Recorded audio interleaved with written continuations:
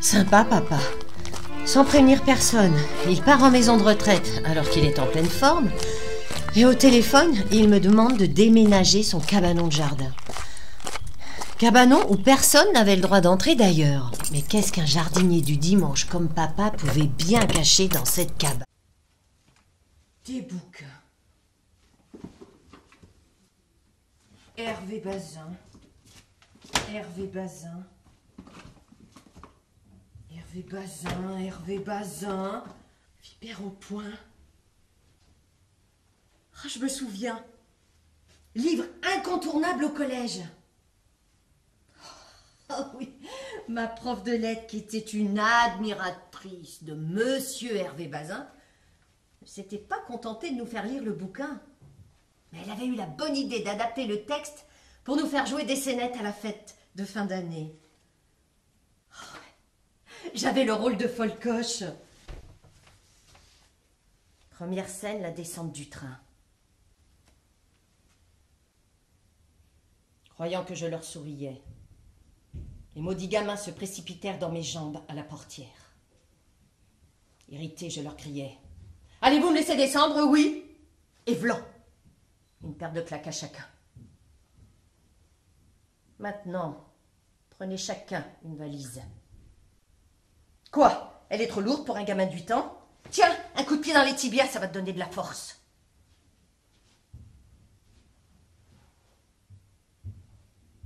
Tu vois que tu pouvais la porter, brasse-bouillon. Papa? Je croyais que tu voulais pas revenir pour déménager ce qui restait. Ah oui, mais ce matin, je me suis aperçu que j'avais oublié d'emporter ma valise. Tu l'as ouverte? T'as découvert mon secret? Et tu parles d'un secret? Je dirais plutôt une cachotterie, moi. Ah, mais ça, c'est pas un secret, c'est les plaisirs de la vie. Tiens, voilà mon secret. Mon cher ami. Alors, regarde la signature.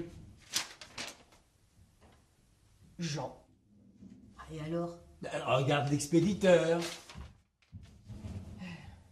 Hervé Bazin. Bon, ben, assieds-toi, je vais t'expliquer. Jean, c'était le prénom d'Hervé Bazin. En fait, son vrai prénom, c'était Jean-Pierre, mais tout le monde l'appelait Jean. Et son éditeur, qui trouvait que signer un livre Jean-Pierre Hervé Bazin, c'était pas commercial. Il a donc convaincu de prendre le pseudonyme d'Hervé Bazin, Hervé devenant le prénom et Bazin le nom. C'est ça ton secret? Ah bah, attends la suite. Donc, Jean, enfin, si tu veux, Hervé Bazin, était mon ami d'enfance. Lors de nos confidences, j'avais compris que sa mère n'était pas commode et lui laissait pas beaucoup de liberté. Un jour que nous étions dans la cabane, en train de déguster des fraises que j'avais chapardées à ma mère, on entendit une voix hurler « Brasse-bouillon! Brasse-bouillon! Brasse-bouillon! Où es-tu » C'est comme ça que sa mère l'appelait. Rentre immédiatement à la maison! Jean s'est recroquevillé au fond de la cabane, m'a fait signe de ne pas faire de bruit, et au fur et à mesure que la voix approchait, son visage se figeait. Tout à coup, une furie est entrée dans la cabane, l'a attrapé par le bras, l'a sorti brutalement et l'a hurlé. Ça ne te suffit pas de sortir sans autorisation? Il faut en plus que tu t'acoquines avec un va-nu-pied? J'espère que tu as réagi. Je pouvais m'échapper, je retournais dans la cabane. Les gens y venaient également, à chaque fois qu'ils pouvaient s'esquiver. Nous avions décidé que ce serait notre secret. Jean Hervé Bazin, fils de bourgeois, et Augustin Perrandeau, fils de paysan, sont deux amis. Tu savais ce que sa mère lui faisait subir et tu n'as rien dit? J'avais juré de ne pas le répéter, ça faisait partie de notre secret. De toute façon, personne ne m'aurait cru. Mais quoi? Pendant des années, cette femme a infligé des maltraitances à ses enfants et tu n'as rien dit sous prétexte que personne ne t'aurait cru? Oh, mais Mais c'est à cause de gens comme toi que des monstres comme Folcoche agissent en toute impunité. Oh! Tu es en train de me traiter de lâche? Oh! Facile aujourd'hui de crier sur son vieux père. Mais tu oublies j'étais un gamin qui avait juré. 2, à qui pouvais-je le répéter? L'Hyper au point, comme la plupart de l'œuvre de Jean, est une autobiographie très romancée. Oui, il a exagéré la réalité. Tu vas quand même pas minimiser ce qu'elle leur a fait endurer. Non, on est d'accord, elle était odieuse. Mais il en a rajouté pour que son histoire devienne un roman. Car contrairement à ce que tu penses, l'Hyper au point n'est pas uniquement un livre contre sa mère. C'est un réquisitoire contre tous ceux qui sont responsables de son enfance malheureuse. Un cri de révolte contre l'hypocrisie d'une bourgeoisie qui se rattache à des codes qu'elle élabore suivant son intérêt. Une fronde contre un clergé qui ferme les yeux par cupidité. Ah bah papy, qu'est-ce que tu fais là?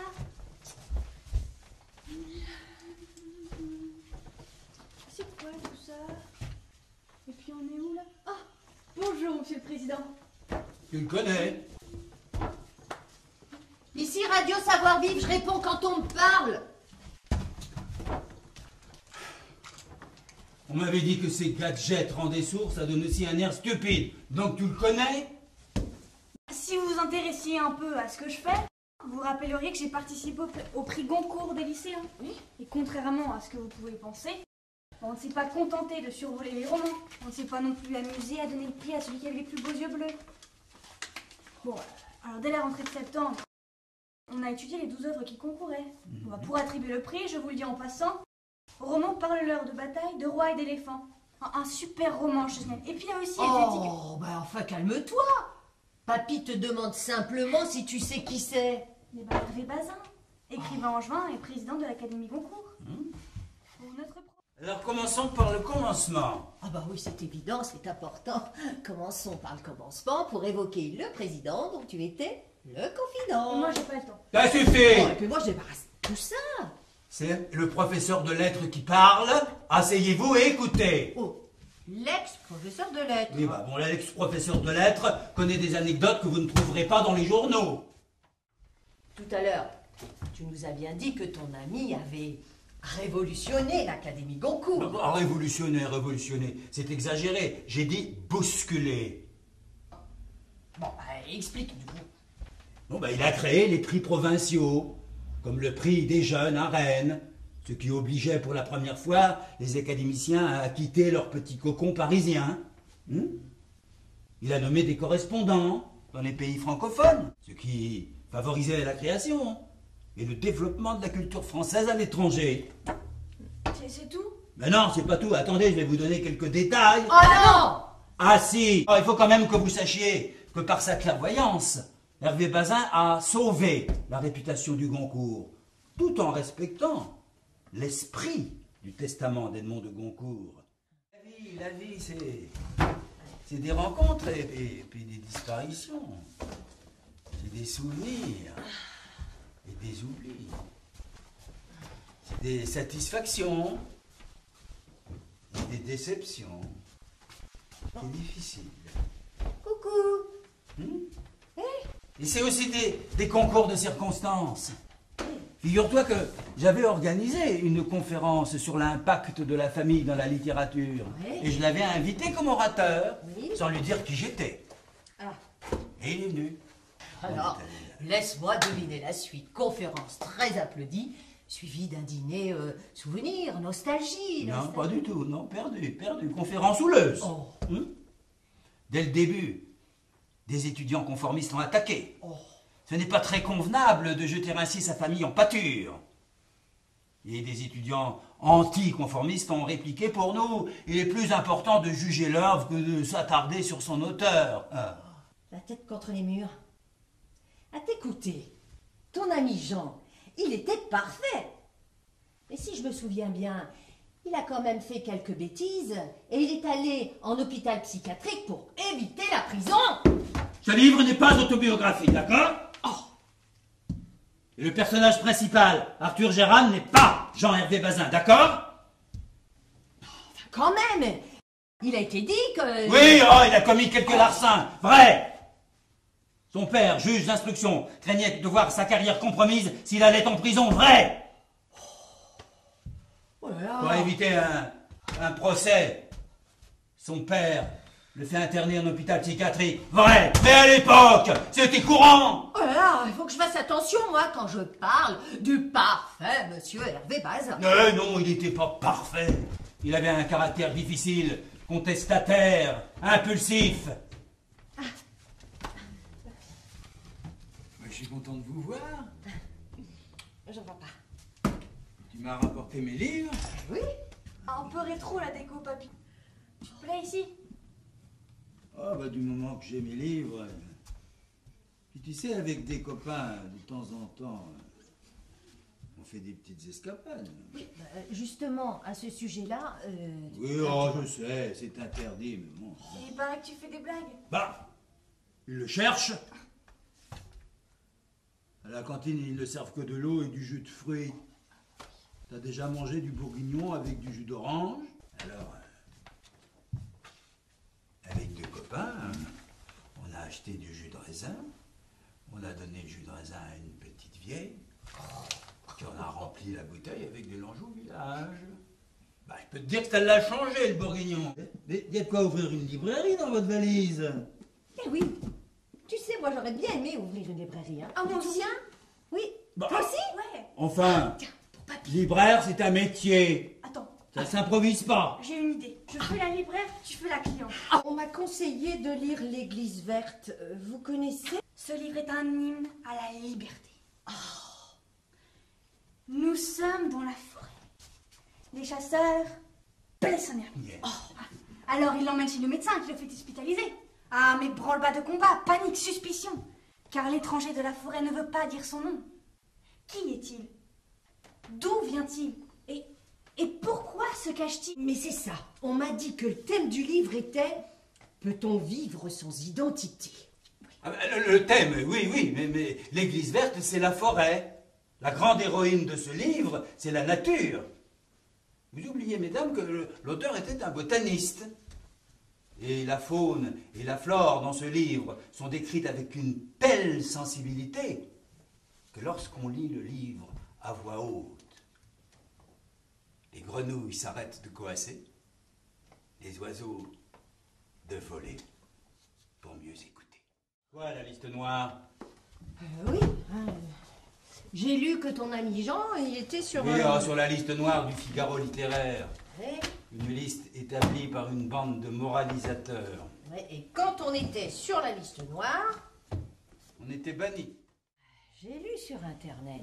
Internet, alors là, voilà. Internet, alors là, vous les jeunes, c'est... Oh, merci papa pour la jeune, hein. Très gentil, ça. Mais au lieu de réfléchir et de chercher dans les livres, vous vous abrutissez sur votre Internet. Et plus grave, vous croyez tout ce qu'il vous raconte, votre gogol. Hein? Et la mémoire des anciens, alors. Qu'est-ce que vous en faites? Eh ben, mon gogol, comme tu dis.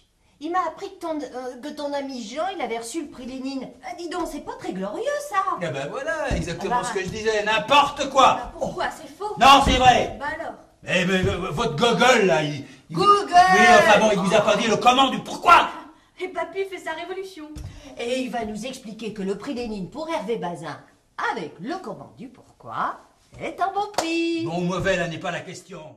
Non, la vraie question qu'il convient de se poser, c'est qu'est-ce qu'il serait devenu si son enfance avait été autre? Bien. On y va. J'ai prendre un livre.